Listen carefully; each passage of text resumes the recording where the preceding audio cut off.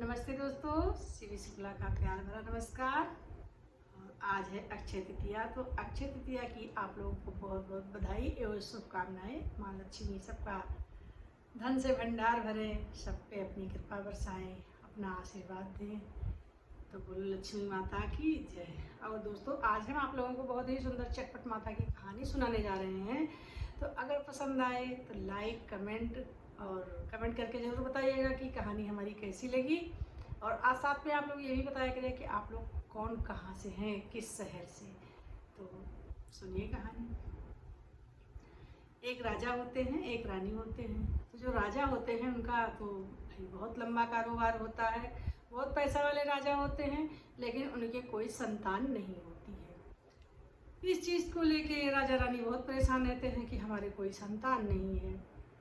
काम धाम सब चलता है, लेकिन जब रात में खा पी के सोते हैं तो ध्यान एक बार ज़रूर जाता है कि हमारे इतनी बड़ी राज्य है और इतनी बड़ी हमारे सब प्रजा है, हर चीज़ हमारे घर में है, सब चीज़ है, सत्ता हमारे हाथ में है, लेकिन हमारे भगवान ने एक औलाद नहीं दिया।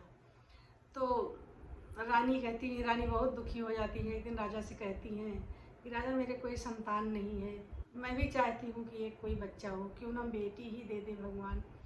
राजा को दुख तो इस बात का रहता है, लेकिन राजा करें तो क्या करें, वो किसी से अपना दुख रो भी नहीं सकते हैं। पर रानी है तो वो अपने हस्बैंड से बताती हैं राजा से कि मुझे बहुत दुखी हूँ। तो राजा ने कहा कि हाँ, दुख तो मुझे है, लेकिन मैं कर ही क्या सकता हूँ, ये हमारे हाथ में नहीं है। कोई मार्केट का सामान तो है नहीं कि खरीद लाए हम। तो एक दिन जो है बुलौआ आता है, चटपट माता का बुलौआ आता है, पास में रहता है। तो रानी जाती है वहाँ, चट माता की पूजा में जाती है। तो वहाँ पे सब लोग अपना मनोकामना मानते हैं, चटपट माता से मनौती मानते हैं कि कोई कहता है कि मेरे बेटे की शादी कर दोगी तो मैं चट माता की पूजा करूँगी, कोई कुछ कहता है, कोई कुछ। तो ये रानी जो है ये भी कहती है कि हे चटपट माता, अगर तुम मेरी भी मनोकामना पूर्ण करोगी, मुझे भी कोई संतान दोगी, तो हम तुम्हारी चटपट माता की पूजा कराएंगे। उसके बाद में क्या होता है, रानी वहाँ प्रसाद खाती हैं, घर पे आती हैं। तो रानी जो है वो एक महीना बीतता है तो उनको एहसास होता है कि उनकी तबीयत खराब हो रही है। जांच पड़ताल होता है, डॉक्टर को दिखाते हैं। डॉक्टर जांच चेकअप वकअप करता है तो बताता है कि राजा से खुशखबरी कि तुम्हारी बीवी रानी जो है प्रेग्नेंट है, ये माँ बनने वाली है। राजा बहुत खुश होते हैं, रानी भी बहुत खुश होती है, बहुत जय जयकार करते हैं चटपट माता की और कहते हैं कि माता रानी, तुमने मेरी मनोकामना को पूर्ण किया है माता। अब जब मेरे कोई संतान होगी तो मैं तुम्हारी पूजा जरूर कराऊंगी। उसके बाद में रानी का 1 महीना बीतता है, 2 महीना बीतता है, 3 महीना बीतता है। तो एक दिन रानी राजा से कहती है कि राजा, हमारा ककड़ी खाने का, काकर ही खाने का मन कर रहा है। ककड़ी नहीं, ककड़ी तो लंबी वाली होती है, काकर होती है वो दूसरी होती है। तो कहती राजा, मेरा काकर खाने का मन कर रहा है। तो राजा कहते हैं कि अरे, काकर का तो मौसम ही नहीं है, काकर कहाँ से मिलेगी। तो कहे कि अब चाहे जो भी हो और हम काकर खाएंगे, नहीं तो मेरा बेटा, कहते हैं कि पहले लोग कहते थे कि राल गिराता है बच्चा। तो कहेंगे राजा महाराजा का लड़का और पता चला कोई गोद में लिए तो वो राल गिरा रहा है, थूक गिरा रहा, तो बड़ी बेइज्जती होगी। लोग कहेंगे कि देखो, रानी ने कोई चीज़ खाने को नहीं पाई होगी, इसलिए इनके राल बह रही है बच्चे के। तो राजा कहते हैं हाँ, बात तो सही, मैं कोशिश करता हूँ, ढूंढता हूँ, देखते हैं कहीं न कहीं तो मिलेगी ही काकर। राजा ढूंढते हैं, रोज़ सुबह जब इधर उधर कहीं जाते हैं शिकार खेलने तो देखते हैं कहीं काकर मिल जाए, कहीं काकर मिल जाए, कहीं काकर नहीं मिलती है। उधर एक किसान होता है, वो अपने खेत जोतवा बुआ के उसमें काकर बोआता है, लेकिन उसके काकर में कभी फल ही नहीं आता है। बहुत परेशान रहता है, किसान भी परेशान रहता है। तो एक बार राजा गए उसकी खेत की तरफ, तो देखे काकर फूल लग रहे थे बढ़िया, देखे तो खुश हुए कि शायद हमको मिल जाए इसमें काकर, रानी के आदेश से काकर खाने का मन है। तो जाके खेत में ढूंढते हैं तो उसमें काकर नहीं मिलती है। राजा फिर चले आते हैं। फिर एक दिन जो है किसान कहता है, सारी औरतें जहाँ पूजा हो रही थी तो किसान उधर से निकल रहा था, तो उसने पूछा किसी लेडीज से कि भाई किस चीज़ की पूजा हो रही है। तो लेडीजों ने बताया चटपट माता की पूजा है, अगर कोई मानता मान लेता है तो माता रानी उसकी मनोकामना पूर्ण करती हैं। तो किसान ने कहा, हे चट माता, जैसे तुम सबकी मनोकामना पूर्ण कर रही हो, वैसे हमारे भी पूर्ण करो और हमारे काकर में फल लगे, बतिया आ जाए। वह किसान ने संकल्प किया, माता रानी से प्रार्थना किया और गया तो उसके खेत में देखा कि एक फल लगा है काकर का। वो जल्दी से इसे काकर को छुपा दिया पत्ती से। रोज किसान देखने जाते, जितनी खुशी राजा को होती अपने बच्चे आने के खुशी में कि मेरी बीवी माँ बनने वाली है, उतनी ही खुशी किसान को होती कि उसके खेत में ककड़ी लगी, एक काकर लगी है, तो और भी लगेगी, उसकी उम्मीद जग गई। तो रोज यही तरह होता। उसके बाद में क्या हुआ कि वो रोज़ जाता अपनी काकर देखता और वो पत्तों से छुपा देता, इधर उधर मतलब ढक देता कि कोई पाए नहीं इस काकर को। राजा एक दिन 2-4 दिन बीता तो फिर उस खेत में गए तो देखे काकर जो है ढूंढ रहे थे, उसमें एक काकर दिखी, एक बित्ता की काकर दिखी उसमें। राजा ने फट से वो काकर तोड़ लिया और काकर लेके अपने घर चले आए, रानी को दे दिया, रानी ने काकर खा लिया। किसान जब अपने खेत में गया देखा कि काकर नहीं है, उसने देखा पत्तों के बीच में जहाँ छुपाया था तो उसको बहुत दुख लगा, बहुत बुरा लगा और उसने श्राप दे दिया। उसने कहा जिसने भी ये काकर खाया होगा उसकी कभी बढ़ंत नहीं होगी, तो वो जितनी बड़ी हमारी काकर थी उतनी ही बड़ी रह जाएगी, चाहे उसकी कोई बिजनेस हो या कोई नौकरी हो या कोई बीवी खाई हो या बच्चा, जो भी होगा बढ़ंत नहीं होगी। उसने साथ दे दिया, उसको बहुत दुख लगा क्योंकि उसको भी आशा थी कि हमारी ककड़ी रोज की रोज बढ़ेगी। उसके बाद में रानी ने तो खाकर खा लिया।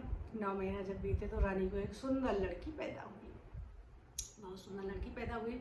और उसके बाद में क्या हुआ, बहुत छोटी बच्ची थी। रानी इंतजार करती कि अब मेरी बच्ची बड़ी होगी, अब मेरी बच्ची बड़ी होगी। बच्ची जो है बड़ी नहीं हो रही शरीर से। अच्छा, अगल बगल में लोग देख रहे हैं उनकी बच्ची बड़ी हो रही, इनकी बच्ची बड़ी ही नहीं हो रही है। अभी बहुत परेशान हो रही, लोग पूछने भी लगे। और जब लोग देखने आते हैं कि तुम्हारी बच्ची देखे तुम्हारे, तो वो कहते कि अरे ये तो बिल्कुल खुरपी का बेट है, ये तो बिल्कुल खुरपी का बेट है। सब लोग उसका खुरपी का बेट कहने लगे। रानी को बुरा तो बहुत लगता पर कर ही क्या सकती थी। तो जब आए तो कहा खुरपी का बेट, खुरपी। तो राजा रानी कहते हैं कि अरे बढ़ेगी, अभी बच्ची है, छोटी है, बढ़ेगी उम्र के हिसाब से। लेकिन भाई जब ज़्यादा दिन बीत गया वो बच्ची उतनी ही खुरपी के बेट की ही तरह रह गई। तो रानी बहुत परेशान होने लगी। रानी एक दिन रोने लगी, राजा से कही कि अब इसकी शादी ढूंढो, ये तो बढ़ नहीं रही है। और उसको छुपा छुपा के घर के अंदर रखती थी क्योंकि वो बिल्कुल एक बित्ता की थी, उसकी उम्र भी ज़्यादा नहीं थी लेकिन वो शरीर से भी नहीं बढ़ रही थी। सॉरी। तो उसके बाद क्या होता है कि राजा कहते हैं कहाँ इसकी शादी करें रानी, इसके लिए कहाँ वर ढूंढे हम। बोले नहीं, इसकी कहीं वर ढूंढो, मिलेगा। राजा भाई अपने नगर में ढिंढोरा पिटवाते हैं कि जो मेरी लड़की से शादी करेगा उसको मुँह मांगा दहेज इनाम जो भी होगा हम देंगे। एक लड़का शादी करने के लिए तैयार होके आता है, लेकिन रानी के मन में डर रहता है कहीं ऐसा ना हो कि मेरी बेटी को छोड़ दे ये शादी के बाद। सब औरतों से पूछती है तो उसको सलाह देती हैं, औरतें बहुत सलाहकार दे होती है। तो एक लोग कहती हैं उसकी रानी किससे बड़ी थी, वो कहती मैं तुमको एक बात बताती हूँ वो तुम सुनो। उसने कहा हाँ बताइए, जो आप कहेंगे वो हम करेंगे, बस मेरी बेटी सुख में चली जाए। बोली ठीक है।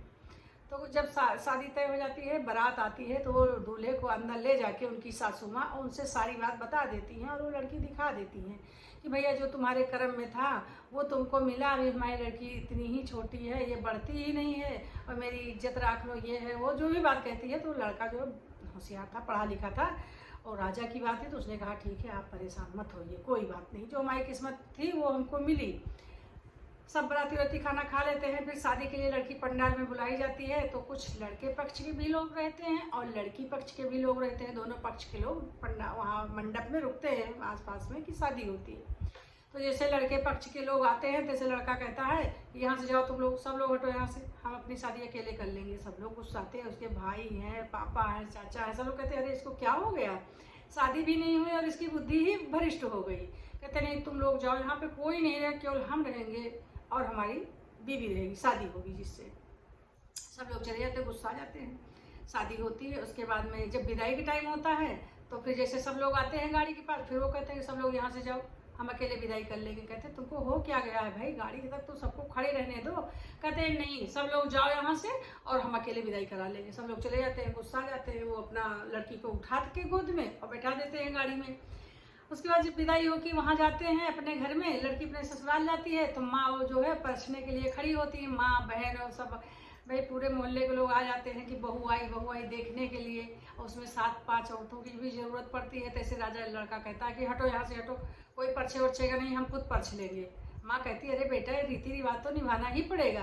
कहते नहीं नहीं कोई रीति रिवाज नहीं, जो मैं करूँगा वही होगा। तो सब लोग गुस्सा के किनारे हो जाती है, कहती देखो शादी भी नहीं हुई, इनकी बुद्धि पहले से ही पलट गई है। गोदी में उठाते हैं और खुरपी का बेट कर ले जाते हैं, कमरे में करते हैं। उसके बाद शाम होती है, गठबंधन होता है, तो सब लोग कहते हैं दरवाजा खटखटाते हैं भाई बहू को बाहर करो, तो पूजा वूजा हो जाए, पंडित आ गए, गठबंधन हो जाए। वो कहता कोई गठबंधन नहीं होगा बाहर, सब हम कमरे में गठबंधन कर लेंगे, किसी को गठबंधन की ज़रूरत नहीं है। बहुत परेशान हो जाते हैं उनकी मम्मी बहन दीदी, वो बहुत रिश्तेदारों से घर खचाखच भरा रहता है। सब लोग कहते हैं इनको क्या हो गया है, वो एक बार रिक्वेस्ट करती है, कोसती है, गुस्सा होती है कि नहीं गठबंधन, कहते कुछ नहीं, जो करूँगा मैं करूँगा, तुम लोग कोई नहीं। कोई बहू को देख ही नहीं पाता और अंदर से कमरा लॉक हो जाता है। कमरा उसी में लॉक रहता है। एक उठा के वो कुल्फी के बैठ रहती हैं, खाना वाना लेके जाते हैं, उसी में खिलाते हैं, उसी में दोनों लोग रहते हैं। कोई उनकी एक झलक नहीं पाता है। सब लोग कहते हैं जाने दो, क्या करना, जब ये दिखाई नहीं रहे हैं, कोई मतलब ही नहीं रखना चाहते हैं, पता नहीं कहाँ की हूर की परी लेके आए हैं, तो कोई बात नहीं है, ऐसे चलता है। और जब शिकार खेलने जाते तो बाहर से ताला लगा देते, खुरपी की बेट उसी में रहती है अपना। फिर एक दिन क्या होता है, कुछ दिन रहते रहते धीरे धीरे वो जो है गर्भवती हो जाती है, खुरपी की बेट की जो है बच्चा होने वाला हो जाता है। उसके बाद में एक दिन राजा बाहर शिकार खेलने गए, लेट लपेट आए, सासू माँ ने दरवाज़ा खटखटाया, खुरपी की बेट जब चली फिर नहीं पाती तो दरवाज़ा कहाँ से खोलेंगे, वो लोग वापस चली गई। फिर थोड़े दिन के बाद में क्या होता है कि उनके बेटा होता है। खुरपी के बेट जो है, जो उनकी बीवी थी, उसके बेटा होता है, खूब सुंदर बेटा होता है। उसको अंदर ही राजकुमार पालते पोसते हैं, जो भी करते हैं अपने दोनों लोग करते हैं। और जब शिकार खेलने आते तो तब बाहर से ताला लगा देते हैं। अब एक दिन क्या हुआ कि जो है बच्चा खूब रो रहा था, भूख से पालने में बैठा था, लिटा गए थे और राजा के वो शिकार खेलने चले गए तो वो आए ही नहीं। अब बच्चा खूब भूख से रो रहा है और वो खुरपी के बेट अलग रो रही हैं कि अब हम क्या करें, हम पालना तक नहीं पहुंच पा रहे हैं, बच्चा भूखा है, कैसे क्या खिलाएं क्या खिलाएं। खूब रो रही हैं, अपनी किस्मत को कोस रही हैं कि कितनी खराब मेरी किस्मत थी। तो उधर खिड़की से जो है उधर से छठ माता जा रही थी तो वो रुकी वहाँ पे, उनको रोने की आवाज़ आई तो उन्होंने पूछा कि बेटी क्या हुआ, तुमको क्यों रो रही हो। तो खुरपी की बेट कहती हैं कि जो है कुछ नहीं माता जी, आप जाइए अपने रास्ता से, आप मेरा दुख नहीं बांट पाएंगी। कहती नहीं, बताओ हम बांट लेंगे, हमारा तो यही काम है, हम सबका दुख बांटते हैं। तो कहती है कि माता रानी, माता जी देखो, आज हमारे आदमी शिकार खेलने चले गए हैं, बाहर से ताला लगा दिए हैं और हमारा बेटा इतना भूखा है, इतना रो रहा है कि ये चुप ही नहीं हो रहा और हम इसके पास जा ही नहीं पा रहे हैं, हम चल ही नहीं पा रहे हैं, हम इतने छोटे हैं कि इसके पालना तक पहुँच ही नहीं पा रहे हैं।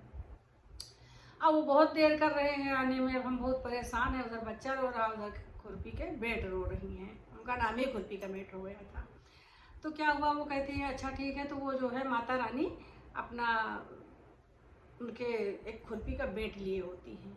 वो कहती है कि जो है वो अंदर किसी तरह से प्रवेश करती है खिड़की से, माता रानी अपना चमत्कार दिखाती हैं और वो उनको जो है 7 बार उबार के खुरपी का बेट उनके छुआती हैं तो एक सुंदर सी स्त्री बन जाती हैं। खुरपी का बेट सुंदर सी स्त्री बन के खड़ी हो जाती, खूब सुंदर थी। उसके बाद माता जी अंतर ध्यान हो जाती हैं और कहती हैं कि तुम मेरी चटपट माता की पूजा करा देना। तुम कहती ठीक माता जी, उनके चरणों में गिर जाती है, कहती हे माता, तुमने तो मेरा दुख ही कम कर दिया, ख़त्म कर दिया मेरा दुख। और आज इतने दिन से हम परेशान थे, हम कमरे के अंदर बंद रहते थे, कोई हमको देखा नहीं, आपने इतनी बड़ी समस्या का समाधान कर दिया है, बहुत बहुत धन्यवाद माता जी। माता जी अंतर ध्यान हो जाती हैं। अब ये दरवाज़ा पीटती हैं, खोलो अम्मा खोलो दरवाज़ा, दीदी खोलो दरवाज़ा, कोई खोल नहीं रहा दरवाज़ा। सब लोग कह रहे हैं आज तक तो ये बंद थी, कभी नहीं बुलाई हैं, आवाज़ अम्मा खोलो दीदी खोलो दरवाज़ा। अब देखी तो बाहर से ताला लगा था, समझ गई कि आज हमारा बेटा देर से आया तो भूख से परेशान होंगी। कह रही अम्मा खोलो कहेगी बंद रहो। सब लोग बाहर बैठी हैं, खोल नहीं रही दरवाज़ा। कह रही अम्मा खोलो दरवाज़ा, हम आपसे कुछ बताएंगे, बहुत रहस्यमयी बात बताएंगे आपसे। कहती नहीं खोले नंद, कहती ना खोलो, ये इतने दिन से तो है ऐसे छुपा के रखे, ये भी छुपी। दरवाज़ा बहुत खटखटाती हैं कि अम्मा खोलिए, मैं कुछ बताऊंगी। तो सास को डरा जाती है, वो दरवाज़ा खोल देती है। तो बहू बाहर निकलती है तो बताती है, देखती हैं तो मतलब पहले जब दरवाज़ा खुलता है देखती हैं तो अरे ये इतनी सुंदर इतनी सुंदर, तभी तो इतने दिन से छिपा के रखा था, किसी को दिखाता नहीं था, किसी को आने नहीं देता था। देखती खूब सुंदर, वो भाई राजा की लड़की थी, राजकुमारी इतनी सुंदर। तो वो बताती हैं कि अम्मा जो बात हम बता रहे हैं उसको सुनो, कहीं हम बहुत छोटे थे शरीर से, ना हम चल पाते थे ना फिर पाते थे, इसीलिए हमको छुपा के ये लेके आए थे। वहाँ पे शादी के समय भी सबको भगा दिए थे और परछने के टाइम पर भी ऐसे भी, इसीलिए हमको छुपा के रखते थे। तो कहीं फिर कैसे हुई, तो कहीं कि आज वो शिकार खेलने चले गए और हमको ताला लगा के बाहर से देर हो गया, आया नहीं, और ये पोता तुम्हारा खूब रो रहा था और जो है तब हम खूब रो रहे थे अंदर से, हम उठ ही नहीं पा रहे थे, इतने छोटे थे, न चल ही पा रहे थे। तो चटपट माता जा रही थी तो उन्होंने हमको जो है अपने आशीर्वाद से इस तरह बना दिया है। तो फिर वो तो भाई बड़ी खुश हो गई सास नंद तो कि भाई भतीजा मिल गया, भाभी मिल गई नंद को, और सास को पोता मिल गया, बहू मिल गई, बड़ी खुश हैं। तब तक राजा शिकार जब उनको वहाँ याद आता है तो भागते भागते जल्दी भागते हुए आते हैं और अपने कमरे में जाके देखते हैं तो वो ताला वाला टूटा था, क्योंकि वो सास ने ताला तोड़ के ही निकाला था दरवाज़ा। तो देखते हैं ताला टूटा है, तो कहती कि अरे कहाँ गई माँ खुरपी की भेंट, कहाँ गई माँ खुरपी की भेंट। तो कहती कि ये हम ही तो हैं खुरपी की भेंट। तो कहते नहीं नहीं तुम नहीं हो, कोई चालाकी हो रही है। कहे नहीं नहीं हम ही खुरपी की भेंट है। तो सब बताती हैं, वही कहानी उनसे बताती हैं कि ऐसी ऐसी बात थी, तो हमको इस तरह से हम गए माता के आशीर्वाद से। तो बहुत खुश होते, तो भाई खूब सुंदर थी ही। ऐसे अब सब लोग पूरा परिवार बहुत खुश होते हैं। तो राजा लड़के अपने माँ बहन सबसे माफ़ी मांगते हैं कि इनको छिपाने के लिए हम ऐसा करते थे, दुर्व्यवहार, किसी से ढंग से बात नहीं करते थे और इसीलिए इनको छुपाए रखते थे कि जो हमारी किस्मत में मिली हैं अब वो इसी में गुजारा करना है, सब लोग देखेंगे तो हंसेंगे। तो उनकी मम्मी खुश होती हैं, कहती चलो जो भगवान माता रानी ने जो किया अच्छा किया। उसके बाद कहती हैं कि पूरे नगर की औरतों को निमंत्रण दे दो और चटपट माता की पूजा करा दो। उनके मायके भी खबर जाती है, उनकी माँ खुश होती है, पापा खुश होते हैं, वो भी निमंत्रण में आती हैं। चटपट माता की पूजा कराई जाती है, बहुत अच्छे से कीर्तन भजन होता है, खूब उमंग के साथ से खूब जयकारा लगता है माता रानी के, खूब सबको दान पुण्य किया जाता है। साथ में तो पोता भी मिला ना, तो फिर उसकी भी सोहर होता है, गाना होता है, खूब बरही होती, छठी होती, सब होती है। चटपट माता की पूजा होती है, पूरे नगर की औरतें आती हैं, प्रसाद खाती हैं, गीत मंगल गाती हैं और सब अपने अपने घर चली जाती हैं। और सब देख के रानी को बहुत खुश होती हैं, पोता को खूब खुश होती है सब लोग देख के। तो चटपट माता ने जैसे उनका भला किया वैसे सबका करें। बोलो चटपट माता की जय।